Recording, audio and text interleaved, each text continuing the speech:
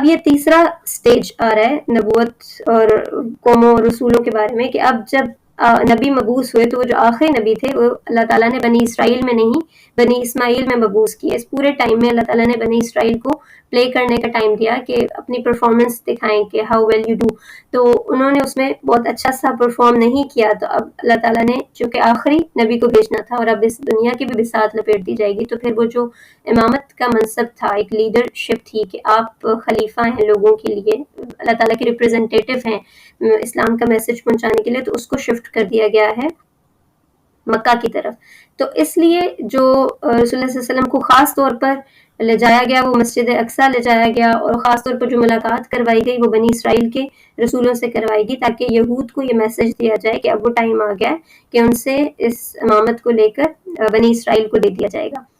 بنی اسماعیل کو دے دیا جائے گا. اور اسی میں پھر حوض کوثر بھی دکھایا گیا رسول اللہ صلی اللہ علیہ وسلم کو معراج کے موقع پر, اور حوض کوثر سے کچھ علماء کا کہنا ہے کہ اس سے خانہ کعبہ بھی مراد ہے کہ خیر کثیر, کہ وہ اب جو خانہ کعبہ کی اونرشپ ہے وہ رسول اللہ صلی اللہ علیہ وسلم کے پاس آ جائے گی. تو پھر یہ ایک وارننگ تھی قریش کے لیے جو کہ رسول اللہ صلی اللہ علیہ وسلم کو بالکل ایسے سمجھتے تھے جیسے ایک درخت سے کٹی ہوئی کوئی شاخ ہو, کہ وہ ایک پورا قبیلہ ایک پورا گروپ ہے اور رسول اللہ صلی اللہ علیہ وسلم کو انہوں نے اپنے سے الگ کر دیا, تو ایک کٹی ہوئی شاخ کتنی دیر تک اپنے آپ کو قائم رکھ سکتی ہے یا باقی رہ سکتی ہے. تو اس کے اوپر, اور جس طرح سے ہم نے پیچھے بھی پڑھا تھا کہ ابو لہب اب سردار بن چکا تھا قریش کا, خاص طور پہ بنو ہاشم کا, تو اس نے رسول اللہ صلی اللہ علیہ وسلم کی سپورٹ کرنا بند کر دی تھی. تو تبھی پھر وہ آیات بھی اتری تھی تبت یدا ابی لہب وتب, اور پھر اس کے لیے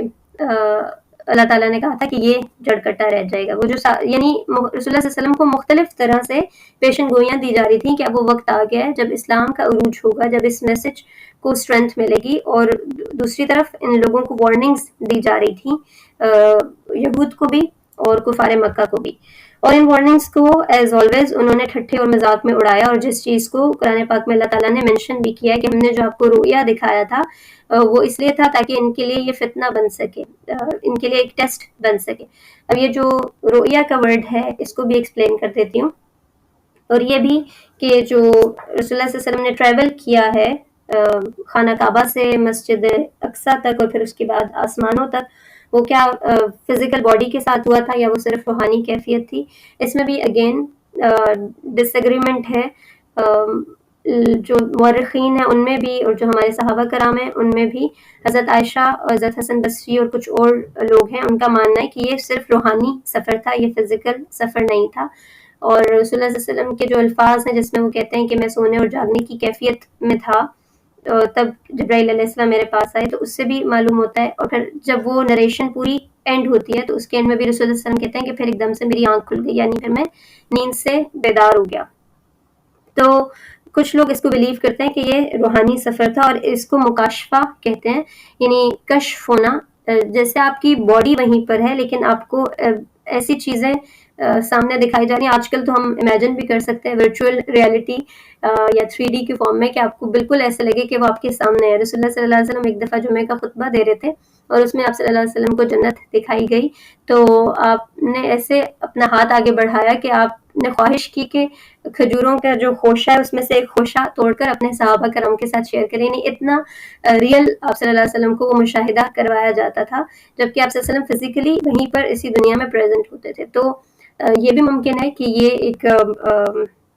اسی طرح کا مکاشفہ ہو جس میں آپ صلی اللہ علیہ وسلم دنیا میں زمین پر ہی ہیں لیکن آپ صلی اللہ علیہ وسلم کو روحانی طور پر وہ سب چیزوں کو وزٹ کروایا گیا ہے. اور یہ فزیکل بھی ہو سکتا ہے کیونکہ اللہ تعالیٰ کی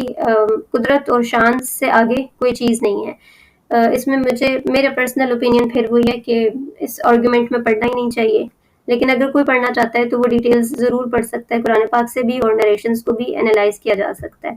اس میں ایک اور بات بھی آتی ہے کہ معراج کے سفر پہ جب رسول اللہ صلی اللہ علیہ وسلم گئے تو کیا آپ صلی اللہ علیہ وسلم نے اللہ تعالیٰ کو دیکھا یا نہیں دیکھا یا ان سے ملاقات کی یا نہیں کی, اس میں بھی اگین ڈس ایگریمنٹ ہے. مجھے لگتا ہے کہ جو چیز اللہ تعالیٰ پہنچانا چاہ رہے ہیں, جو میسج دینا چاہ رہے ہیں, اس کی طرف فوکس رہیں تو ہم پھر ان بحث مباحثوں میں پڑھیں گے ہی نہیں. اسراء و معراج کے متعلق بہت ساری روایات ہیں جو کہ کوٹ کی جاتی ہیں. اب اس میں یعنی اس میں بتایا جاتا ہے کہ رسول اللہ صلی اللہ علیہ وسلم نے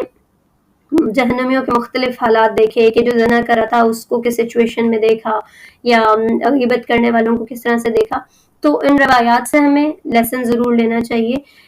لیکن اس میں بہت ساری باتیں ایسی بھی ہیں جو کہ لوگوں نے گھڑ لی ہیں، اور اس کے لیے میری پرسنل سجیشن یہی ہوگی کہ be very careful whenever they label it کہ یہ رسول اللہ صلی اللہ علیہ وسلم نے معراج کے موقع پر ایسا دیکھا، کیونکہ بہت زیادہ باتوں کو اپنے پاس سے گھڑ لیا گیا ہے. تو جو میسج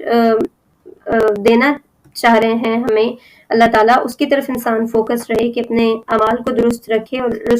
رسولوں کو مشاہدہ کروانا، وہ بے شک رویا کی فارم میں ہو یا فزیکل کسی جگہ لے کر جانا، یہ اللہ تعالیٰ کی قدرت سے بعید نہیں ہے. لیکن ان سب کا پرپز ایک تو یہ تھا کہ رسول اللہ علیہ وسلم کو بہت زیادہ اسٹرینتھن کیا جائے، اور جو ارد گرد کے لوگ ہیں ان کو ایک الارمنگ، ایک وارننگ میسج دیا جائے کہ اب ان کا جو دائرہ ہے ان کے ارد گرد وہ تنگ کر دیا جائے گا. تو انہی بشارتوں کے ساتھ انشاءاللہ نیکسٹ سیشن کو کنٹینیو کریں گے. Thank you for listening. جزاک اللہ خیر.